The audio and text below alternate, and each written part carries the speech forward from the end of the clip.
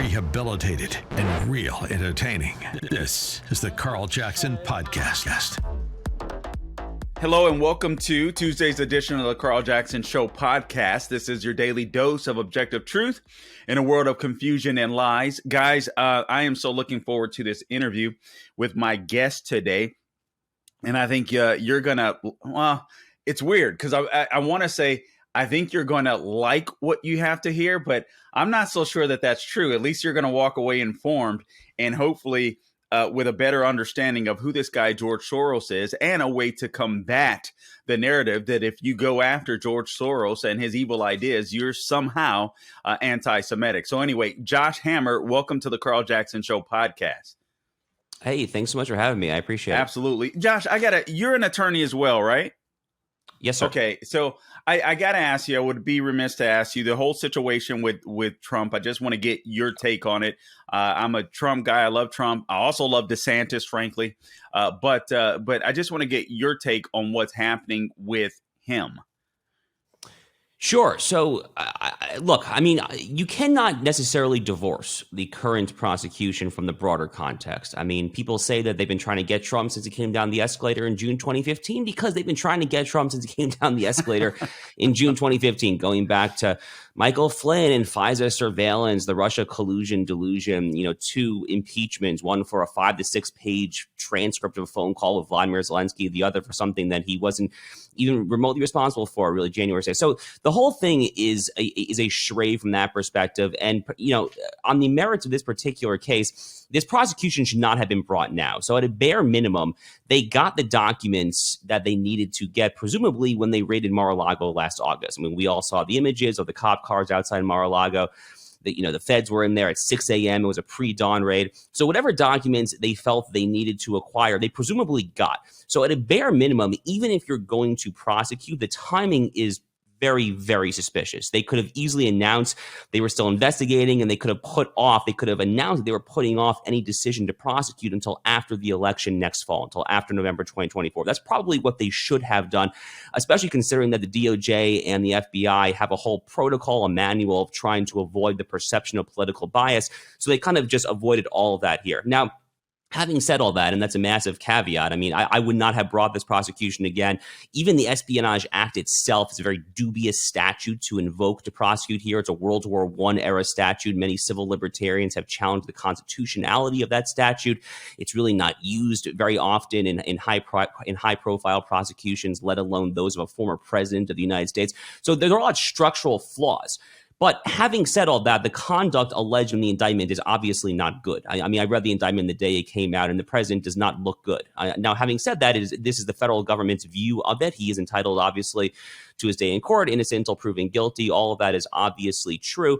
But the alleged conduct, this flashing around of sensitive materials, Pentagon-drawn war plans to bomb Iran, to kind of, media people at the Bedminster Golf Club, it doesn't look good. I mean, the conduct simply does not look good as someone who values our national secrets, national security, all of that. But again, this prosecution should not have been brought at a bare minimum at this time on these grounds for the reasons that I said. If it weren't Trump, do you think the case would have ever been brought?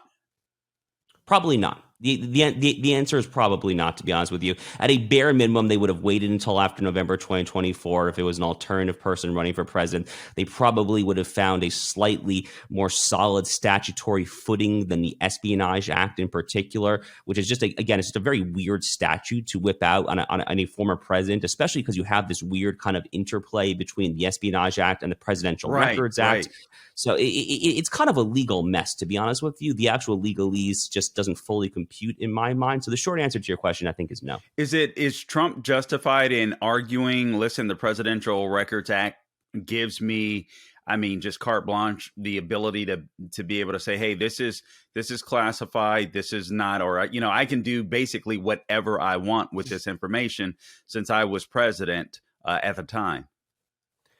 So I think you could make that argument. You could even make not necessarily a statutory, but just a constitutional Article 2 commander-in-chief argument that he has plenary power to declassify whatever he wants. Here's the problem.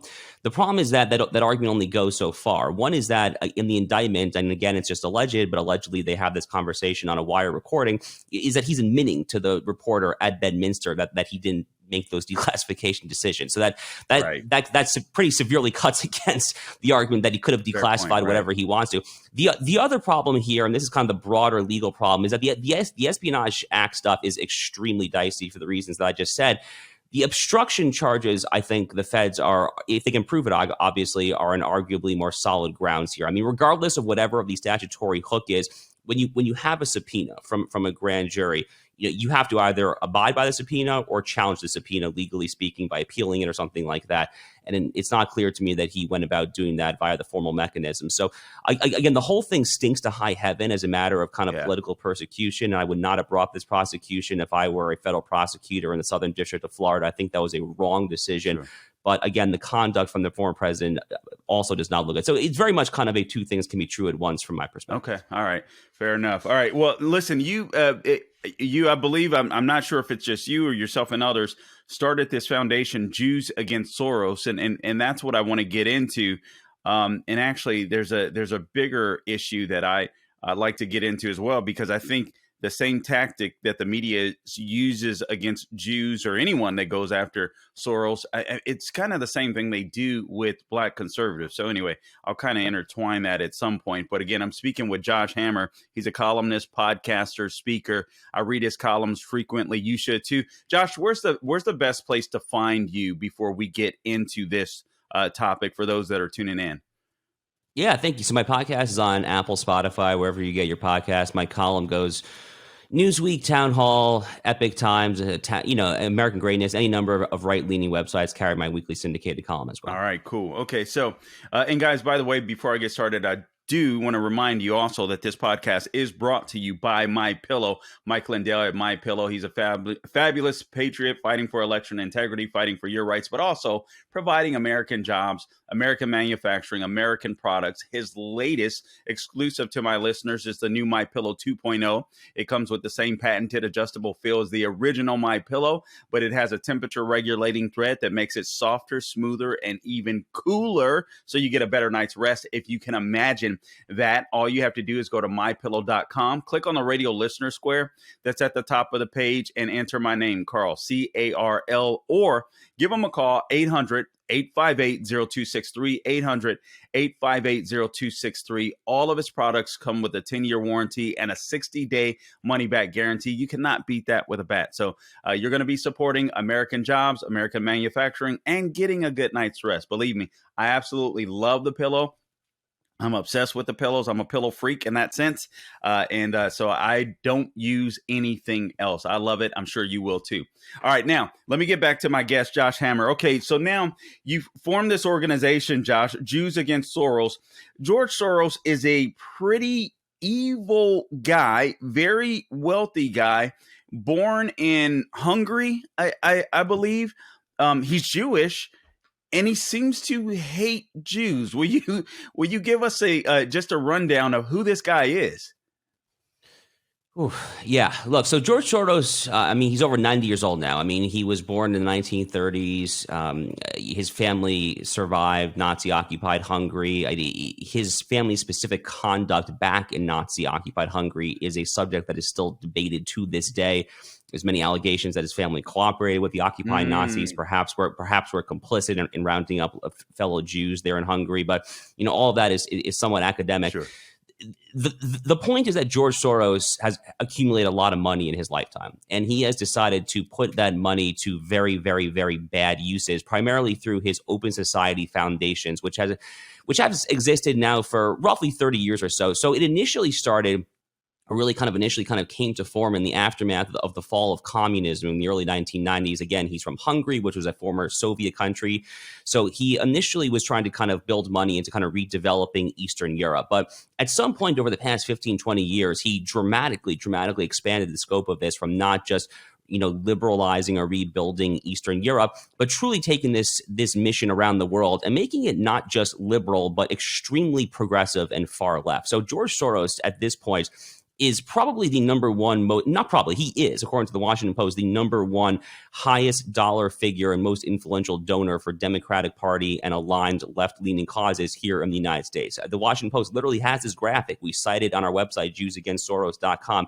He is the number one donor from this past midterm, November 2022, as far as his bankrolling Democratic candidates. But it's even worse than that if you look at the specific nature of the causes that he funds. He is a massive, massive funder of anti-sovereignty, anti-borders, illegal immigration activism in the United States, in his native Hungary. So Hungary, of course, in Europe I've actually been to Hungary twice, including just last month. Wow. Hungary has kind of stood out from Europe as far as kind of trying really hard to kind of secure their borders and retain kind of their sense of peoplehood and sovereignty. Soros is trying to undermine all of that. He is horrible, horrible back in Israel. It's kind of ironic that the man is Jewish. The state of Israel, the government there despises him. They absolutely hate this man. He's a massive bankroller of BDS, pro-Palestinian, anti-Israel causes. He funds the worst of the worst when it comes to that particular issue. So yeah, it's ironic that he happens to be Jewish by birth, but he's an immensely destructive force. He is anti-American, anti-Western, anti-Christian, anti-Jewish, you name it. The man is evil, and we're not afraid to call him out for it. You know, okay, so it's funny, Josh, that answer was so good and so thorough. Like, you literally just ran down a lot of my questions. So I'm sitting here like, oh my God, what do I ask? So we'll get a little deeper into some of them. But man, great answer. But here's what's happening. Someone criticizes George Soros, then automatically they're an anti-Semite. And this is a tactic that's been used by the left, or that is being used by the left, in order to avoid discussing big ideas, real ideas, political ideas, so on, et cetera. You're a racist if you talk about blacks, or the condition of Black Americans that constantly vote for the Democrat Party. Do you see George Soros as? Let me ask this way: are you concerned that George Soros is being extremely effective at normalizing anti-Semitism in America and around the globe, frankly? Well, I think the real anti-Semites are the people who say that you are anti-Semitic if you criticize George Soros, because what they are doing there is they are implicitly conflating Jews around the world. Yeah. And, I'm Jewish. I mean, we have totally different opinions about any number of subjects. There's the old kind of joke about, 2 Jews, 3 opinions. Right. I mean, anyone who's read any of the Talmud knows that the rabbis debated vociferously and quite angrily on the great issues of the day. So this notion that Jews all think with one head is ridiculous. I mean, Israeli politics and the Knesset are some of the most fractious and raucous of any politics in the entire world. So I think those are really kind of the real anti-Semites to an extent here. But again, George Soros, I mean, he's Jewish by birth. I can't take that away from him. I mean, I don't doubt that. But this notion that if you are competing at that level, if you're worth $6, $8, $10 billion, whatever his exact estimated net worth is, and if you are bankrolling causes at this magnitude, if you are putting your money out there, if you are funding political candidates, political parties, causes that suit your ideological proclivities, you do not have kind of carte blanche to escape criticism. Yeah. I mean, it simply cannot work like that. If you are competing at that level, no matter what your politics are, no matter what your religion, skin color, national origin, whatever, none of that matters. You are fair game to either be lauded or to be criticized. And, my question for those on the left who are so quick to kind of clutch their pearls and kind of shriek these hysterical accusations of anti-Semitism whenever the name Soros gets floated out there, my question to them is, well, what happened when you guys were doing that when Sheldon Adelson was alive? So Sheldon Adelson passed away in, I think it was January 2021. It was during COVID, sure, right around then. I mean, he was worth actually considerably more money than George Soros was, and he was giving money to largely right-leaning causes, Republican candidates, conservative candidates, Zionist causes, pro-Israel, things like that. So the left all the time. I mean, Carl, I remember it was during the 2012 or 2016 primary. I think it was 2012. The New York Times had this one headline about how all the Republican candidates were going to, quote, kiss the ring of Sheldon Adelson. I mean, that's, I mean, like, either these tropes are anti-Semitic or they're not. So, my friend Will Scharf and I, we co-founded this thing, Jews Against Soros. Will and I are both very proud Jews. We go to shul, we keep kosher. We're very proud about our religion, our heritage. And we've had enough. We have had enough that you get falsely accused of anti-Semitism just for criticizing this garbage human being, George Soros. And, I'm happy to say it's been taking off really quite well so far. Man, you know what? I'm happy to hear it. And it is so needed. I mean, an obvious question is, what do you What do you say to people on the right that are scared to be called, anti-Semites for pushing back against George Soros? And I mean, the same, like I said, could be said when it comes to policies from the left. And a lot of these progressives are honestly, straight up Marxists that are that are in Congress right now. It's insane. But if you push back against them, you're a racist. What do you say to people that are on the right that are afraid to speak out because they're afraid to be branded racist, anti-Semites, etc.? So look, unfortunately, I mean, the left and the culture in general has made the climate such that if you happen to be branded a racist, sexist, xenophobe, homophobe, anti-Semite, whatever, then you genuinely do face the threat of cancelization, ostracism. I mean, I have faced that myself. Right. I mean, the Southern Poverty Law Center wrote a very lengthy hit piece against me this past fall, accusing me of all of those things. I mean, I've been called anti-Semitic in my life, including like this Dennis Prager. Yeah, exactly, including for this Jews Against Soros thing, actually. So, I mean, at a certain point, you kind of just have to learn to not care. And, the left has been crying wolf about all of this for so long now that if you've been in this game for long enough, Carl, and I think you and I have been, you just learn to kind of build a thick enough skin and not to care. But when it comes to the Soros issue in particular, if there's a very kind of narrow, concrete thing that Will, my co-founder, and I were trying to accomplish, it's doing exactly what you're kind of getting at here, which is to kind of put ourselves forward as two public-facing Jews who happen to be very anti-Soros. Will and I are both very pro-law and order, tough on crime. We despise what George Soros is doing with these election of these so-called reform prosecutors. The man is more single-handedly responsible than any man in the world for the descent of some of America's leading cities, Chicago, San Francisco, New York, St. Louis, you name it, into third world anarchic banana republic hellholes. And if nothing else, what we are doing is putting ourselves out there to try to provide cover for non-Jewish, for primarily, presumably Christian, right-of-center politicians to feel emboldened and that they can get out there and criticize the pernicious influence of George Soros without the New York Times, MSNBC, and so forth calling them anti-Semitic, because it's just garbage. I mean, you are allowed, Carl, we are allowed to agree or disagree with anyone on the substance of the ideas and causes that are promoted. Now, look, having said that, obviously, some criticism of George Soros can be anti-Semitic. I mean, there are images on Twitter of the guy with the hook nose and the puppet, classic kind of Elders of Zion anti-Semitic conspiracy theory. The point is, though, that a reasonable person can tell the difference between that disgusting garbage, which I would obviously be the first to point out, and legitimate criticism. A reasonable human being can tell the difference, and that's an important distinction to make. Let me ask you this, Josh, because I'm always curious about this, and I asked Dennis Prager this as well. Why do I understand that in Israel, so many Jews they hate George Soros, and that's fantastic. I don't know if the same sentiment applies to Jews that live in the United States. So I want to hear what you have to say about that. But I also I want to understand why so many Jews vote left. It's insane to me. I mean, obviously, I'm a Black conservative, so I could say the same about my community. But I for some reason, I would think that Jews would be the opposite. I say that as a Christian, or ask that as a Christian too.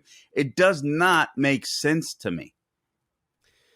Well, Carl, you're asking probably you're getting at one of my most frustrated topics probably in my entire life. I've been railing against this quite literally since I was a junior or senior in high school. So, the United States, unfortunately, is actually an outlier in this respect. If you look at most of the other countries where there's a sizable Jewish population, so Israel currently is a very strongly right-of-center country as far as the current government, as far as the institutions.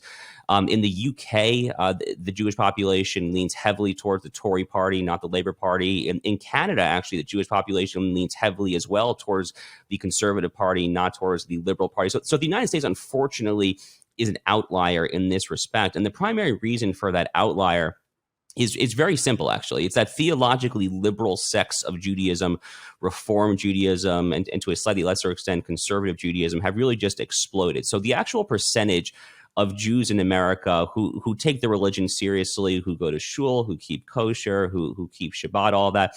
Tragically speaking, and Dennis would of course echo these sentiments, I'm sure as well.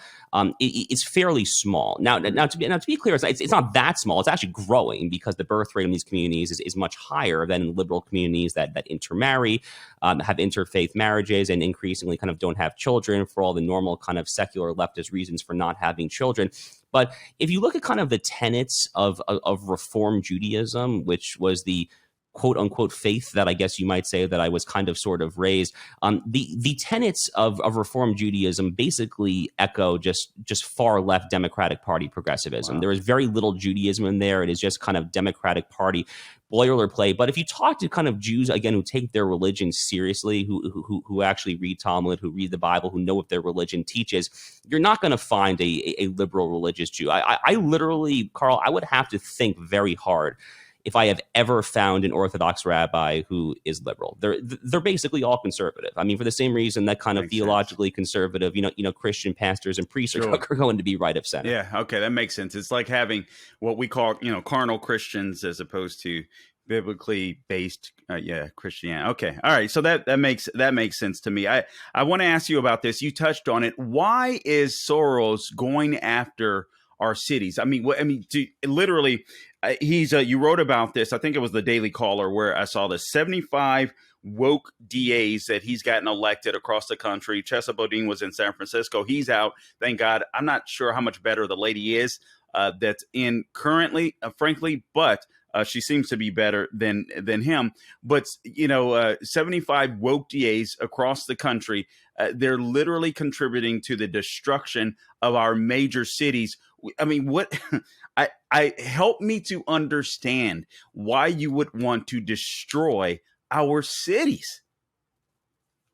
I don't know. I mean, the short answer is I do not know. I mean, something psychologically happened in George Soros, either stemming from his clearly tumultuous childhood, or perhaps kind of when he was an adult. I mean, again, kind of the history of his organization, the Open Society Foundation, it was always liberal. It was always center left. But it started with at least a purportedly slightly more noble cause, which is really just trying to kind of rebuild Hungary and kind of the Eastern Bloc, the Warsaw Pact countries in general, in the aftermath of communism. But something seems to have snapped. I mean, I'm not sure whether he was kind of a predecessor of the woke cause, whether he was kind of a preceding cause of that, or whether he kind of just hopped on the bandwagon. But I mean, kind of the far left in general, Carl, as you know, I mean, the so-called kind of criminal justice reform movement in many respects over the past 5, 10, 15 years. And, unfortunately, from my perspective, many on the right have actually been quick to kind of join hands in this cause and make it increasingly bipartisan. But yeah. He really has kind of taken this and really kind of just run with it. And I predict, or I suspect it's for many of the reasons that you would be familiar with. There's basically this argument that, blacks and Hispanics are over incarcerated relative to their percentage of the population. So therefore it's kind of the whole Ibram X. Kendi kind of equity, not equality argument. Right. So, but like why Soros in particular has kind of adopted this very specific cause, I'm not entirely sure, to be honest with you. I'm really not, but it's very trendy, obviously, in liberal circles. And, Soros kind of sets the trends for what becomes trendy in many respects there. But, I can tell you from personal experience that it's really just absolutely horrific. So I went to law school in Chicago. I lived in Chicago for 3 years. I took my my fiance back there last year for the first time to visit, and her very nice handbag was just stolen by a panhandler in a bar in a very nice part of the city, wow. A part of the city that when I went to law school there 5, 6, 7 years ago never would have been considered dangerous at all. So I mean, I've seen any number of other examples too. I was in Los Angeles a couple months ago. Santa Monica is a total hellhole right now from my perspective. So, so many of these kind of once great cities, and it's just terrible. And anyone, again, who is afraid to criticize Soros for destroying these great American cities, I guess my quick and dirty advice to you would be to kind of, man up. I mean, you don't worry about what they're going to call you, because this is an incredibly dire situation and we need to speak up. It's funny, Josh. I'm born and raised in Los Angeles, California, and I didn't always live the greatest life. I got into some trouble with the law, so on, et cetera, before God radically changed my heart, my mind, my soul, all that good stuff. But I could recall when I lived in Los Angeles, um, I would always tell myself, man, one day, if I could afford to live in, near Santa Monica or a San Diego or something like that, Yeah. man, I would absolutely love it. Even some cities that some people that live in LA might be familiar with, Lakewood, Cerritos, little cities like this that were just really nice cities within the county of Los Angeles. And I still have family members there. My dad is there. My sister is there. And so I'll visit on occasion. And I can tell you the last time I went back, which has been probably about 3 years, to be honest. But the last time I went back, some of the areas of which I thought when I was younger, oh my God, I wish I could afford to live here. The homelessness was rampant. The streets were disgusting. There was a particular intersection that I was at, Josh, where literally I was sitting now. In Florida, I'm a concealed weapons carrier. In California, I'm sure some people have that privilege, but not many. But I'm sitting here in an intersection, and there's a homeless guy with a baseball bat in his hand, literally just banging the sidewalk. And I have to park next to this guy while I'm waiting for the light to turn. There's I believe it was a Jack in a Box to my left. There's a homeless chick dressed like a clown that's clearly insane, walking through the drive-thru and like trying to make an order. And I'm like, this is what the left has done to our cities. And what amazes me are Democrats continue to vote left. And I think they will until more people like yourself speak up. Man, look, I mean, we stayed in Santa Monica. We had a wedding out in Malibu a few months ago in March, but we actually stayed in Santa Monica. And I had a very similar experience. I mean, we were walking to brunch at a very nice brunch spot, and clearly insane homeless guy walking up and down, yelling, cursing all sorts of things. Like literally had to switch sidewalks just to avoid him. And then when I got to the next sidewalk, I saw human feces lying on the ground. I mean, a buddy of mine was just out in San Francisco, a city that I have not been to in probably over a decade now. Sent me like a very long, detailed email describing what he saw. And like literally reading that email, I mean, that sounds like something that you'd expect out of like a war zone. Sure. I'm barely exaggerating, honestly. And San Francisco is one of America's, traditionally speaking, one of the greatest, most iconic cities in this country, if not the world. So it really does make me sad. I mean, in so many ways. The flip side of that is that it does not have to be this way. I mean, you mentioned Florida. I live here in Florida as well.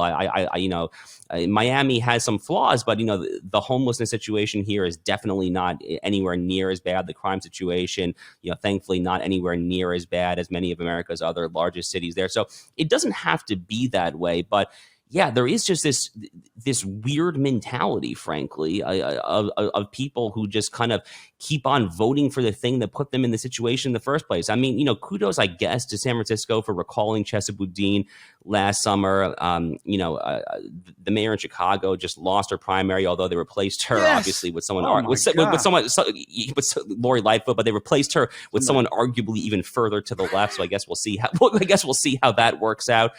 In Philadelphia, the Soros from the DA there, Larry Krasner, is on very, very thin ice. So, there are some white pills if you kind of look around the country with a magnifying glass and look kind of close enough. But yeah, I mean, to an extent, Carl, I kind of sympathize with you. I mean, like, how bad does it have to get in these liberal blue city enclaves before the people just throw their hands up and say enough? And I'm really not sure what the answer is. Yeah, I think that's part of the frustrating part about all this. It's like, man, you have George Soros, completely evil. Why? Who knows? It's absolutely insane to me. And the right has to make sure that we definitely push back here. In the 2022 midterms, this guy spent $128.5 million.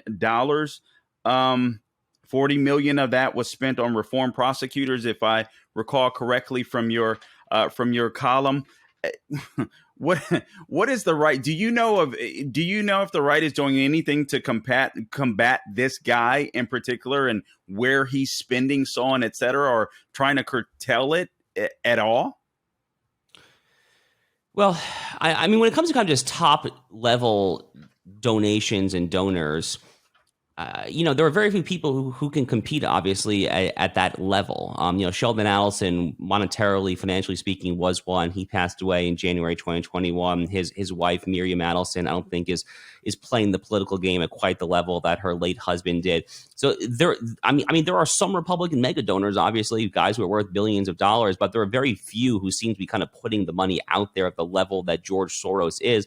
The problem, Carl, on the crime issue, on the prosecution issue in particular, is that I think the right, for the past 15 years, has been very divided on this question, agreed. right? I mean, there's been many kind of state level initiatives that have kind of tried to kind of promote kind of criminal justice reform, that kind of tried to kind of decrease kind of prison populations, kind of make it easier to kind of go to a halfway house or a Safeway house, not to prison, kind of reducing sentences, kind of culminating in some ways in the First Step Act, the piece of federal legislation that President Trump signed in 2018 here. So my hope, I mean, what happened in the summer of 2020 after George Floyd's death with all the riots in the cities was appalling. I mean, there are a few things that kind of make my blood viscerally boil. Sure. That open, flagrant anarchy, looting, property destruction, vandalism. All of that was horrible. But if there's any silver lining to come from the horrific spike in violent crimes and property crimes that we saw in 2020 and 2021, if there's any silver lining, I have to think it's that the right is coming around to kind of an opinion that the whole kind of flirtation with criminal justice reform was in many ways, a bad mistake. And now it is incumbent upon us to really restore law and order to America's greatest cities. So I'm waiting for some kind of massive donors and bankrollers and funders to kind of take that cause head on. I think there are a couple not competing at Soros's level, unfortunately, but I remain slightly optimistic that the right, at least at kind of a public policy, philosophical talking points level, is kind of getting there in a way that wouldn't necessarily have been the case 3, 4, 5 years ago. Well, following up on that answer, I mean, even though we don't have a donor per se like a George Soros on the right, I mean, wouldn't it be helpful if even our RNC, frankly, would get out, or the speaker would get out in front of a microphone and say, this is what this guy is funding. This is what type of damage Soros is doing to our communities, to our nation. We have a duty and an obligation as constitutionalists to make sure we fight back against that, fund us, fund our campaign, so on, et cetera. Like, even if we don't have a mega donor, I'm a little frustrated that I don't see the right using the power of their platforms to push back against this nonsense. And perhaps, I mean, I think people like you and I, we pay attention to politics all the time. That isn't the case with most Americans. And I just feel like even if we don't have a George Soros, we could be much more effective if we would just talk about this stuff, if our leaders would talk about this stuff. Right. But it almost seems like they're scared to, Josh. Right. So, I mean, part of the reason that they're scared, I think, again, is that they're afraid of getting called anti-Semitic when it comes to the Soros thing in particular. Yeah. I mean, that is part of the problem here. Look, when it comes to the law and order, George Soros reform, prosecutor stuff, which I totally agree is the number one issue that we should be most concerned with when it comes to Soros right now. I mean, Ron DeSantis last year here in Florida, in the Tampa Bay area, he did recall Andrew Warren, the Soros-funded prosecutor in the Tampa Bay area. So there are some things that at the governor level that you are able to do. Every state constitution is going to be different, of course, but there are usually various mechanisms for the state to intercede and effectively override misguided local decisions. Now, some conservatives might kind of wince and say, oh, that's not really how it works. We support kind of the, subsidiarity, the most local level. Texas has these fights too. I remember when I was living in Texas, I was there for 4 years.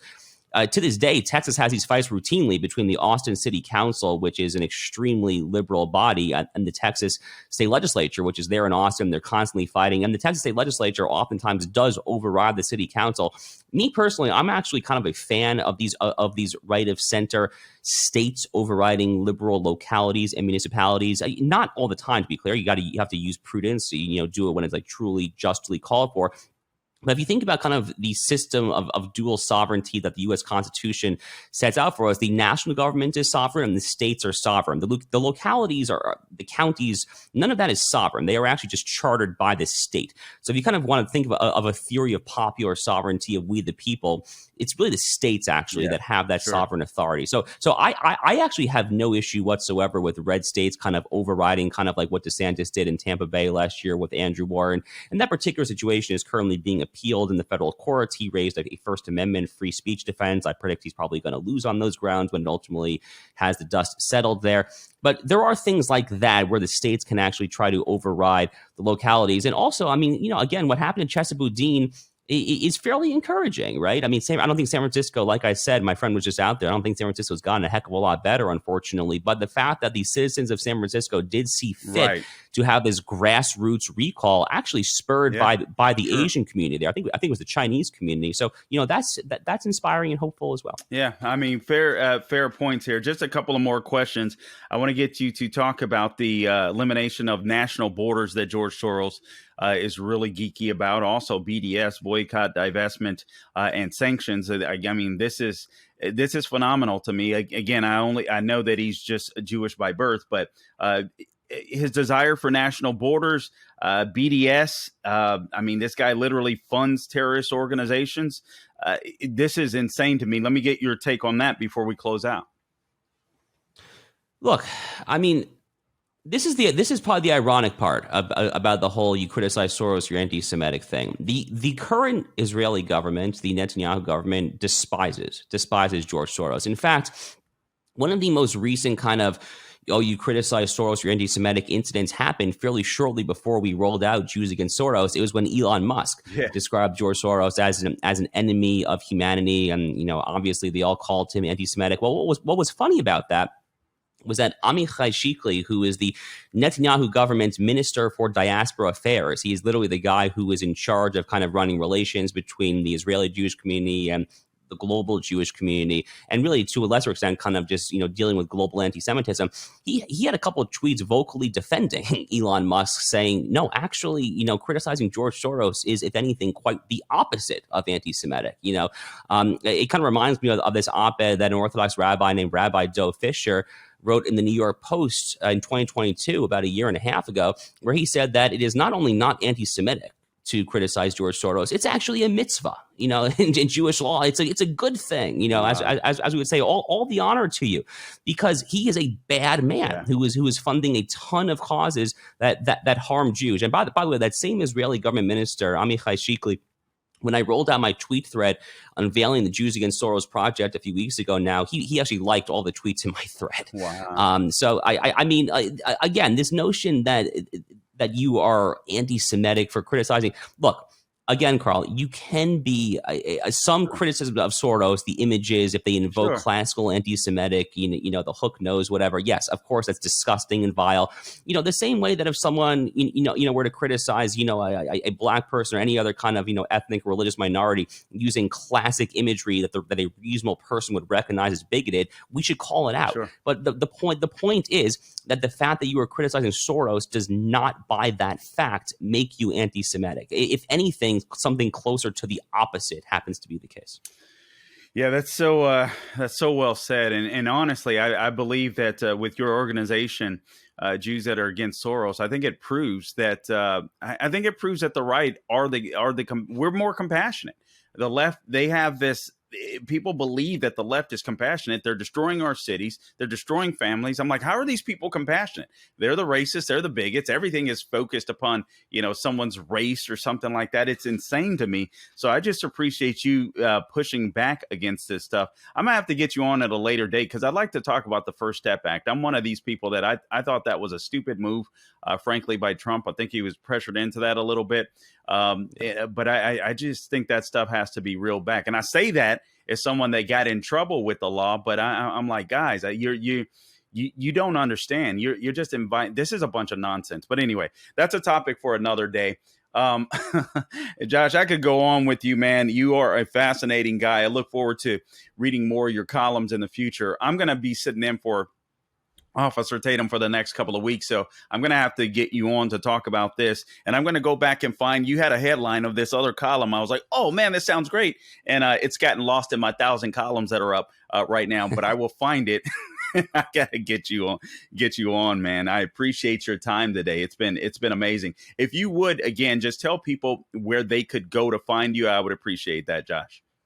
Yeah, Carl, it's been a real pleasure. Happy to join anytime and look forward to having you on my show as well. It's been a great conversation. So I'm on Twitter, Josh_Hammer. My columns get syndicated to a bunch of places. So Newsweek, Town Hall, American Greatness, Real Clear Politics, American Spectator, outlets like that. And my podcast, The Josh Hammer Show, is on Apple, Spotify, or wherever you get your podcasts. All right. Absolutely love it. Guys, I appreciate you tuning in to this edition of the Carl Jackson Show podcast. Again, follow me wherever you go to get your podcast, or subscribe, Apple, Google, Spotify. We're on YouTube and Rumble. If you'd like to see the video, make sure you subscribe, rate, review us there on those platforms, and that'll help us to move up the charts. So we would certainly appreciate that. All things social media at The Carl Jackson Show, Instagram, Twitter, Getter, True Social, Facebook is where you can find me. I appreciate you tuning in today. And until next time, don't grow weary doing good. God bless you.